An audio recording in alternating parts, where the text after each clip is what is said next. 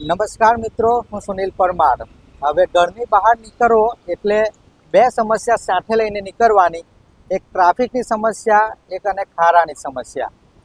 હું જે આ બતાવી રહ્યો છું, ટ્રાફિક સાથે ખારાનો પણ સામનો જે છે તે વાહન ચાલકો કરી રહ્યા છે.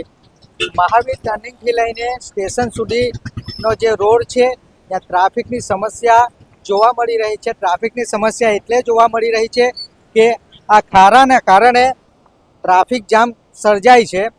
જે ખારા છે, મસ્ત મોટા ખારા જોવા મળી રહ્યા છે, જેના કારણે લોકો છે એ પરેશાન થઈ રહ્યા છે. વાહન ચાલકો છે તેઓ પણ પરેશાન થઈ રહ્યા છે, કારણ કે ખારા ના પૂરાતા ટ્રાફિકની સમસ્યા જોવા મળી રહી છે.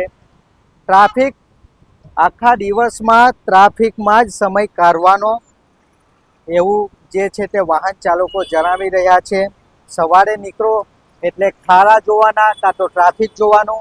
સાંજે પરત ફરો ત્યારે પણ ખારા જોવાના, કાં તો ટ્રાફિક જોવાનું. એટલે કે આ ખારાના કારણે ટ્રાફિક જોવા મળી રહ્યું છે. જ્યાં જુઓ ત્યાં ખારાઓ જોવા મળી રહ્યા છે. આ જાડી ચામડીના જે અધિકારીઓ છે તેઓને ખારા દેખાતા નથી, ખારા પૂરવામાં નથી આવી રહ્યા. આ છે સામાન્ય જનતાઓને જ આ ખારાનો સામનો જે છે તે કરવો પડી રહ્યો છે, કારણ કે સામાન્ય જનતા જ આ રોડ ઉપરથી પસાર થાય છે અને આ પરેશાનીનો સામનો છે એ સામાન્ય જનતા જ કરી રહી છે.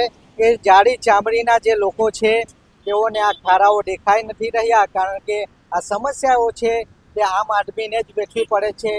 આ જે આમ આદમી જે લોકો છે, જે જનતા છે, તેઓ ટેક્સ ભરી રહ્યા છે, પણ ટેક્સના નામે મીંડું જોવા મળી રહ્યું છે. નથી કોઈ રોડ રસ્તા સારા મળી રહ્યા, નથી કોઈ સારું વ્યવસ્થિત રોડ રસ્તાનું સમારકામ થઈ રહ્યું છે.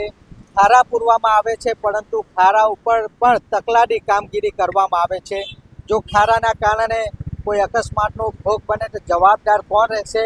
કારણ કે ખારા પૂરે તેમાં પણ તકલાદી કામ કરવામાં આવે, રોડ બનાવવામાં આવે તેમાં પણ તકલાદી કામ કરવામાં આવે. આવી રીતે ચાલતું રહેશે. ભ્રષ્ટ અધિકારીઓ છે તેઓના ખિસ્સામાં પૈસા જાય છે.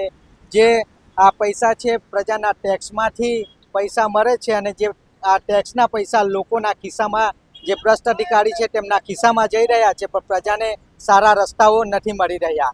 પ્રજા ઈચ્છી રહી છે કે અમે જે ટેક્સના પૈસા ભરીએ છીએ અમને સારા રસ્તા મળે, પણ નથી મળી રહ્યા છે ખારા. ટ્રાફિક જામ, ખારાના કારણે ટ્રાફિક જામ જોવા મળી રહ્યું છે. વધુ સમાચારો માટે અમારા પેજને ફોલો કરો અને યુટ્યુબ ઉપર જોઈ રહ્યા હોય તો સબસ્ક્રાઇબ કરી બેલ આઇકન દબાવો.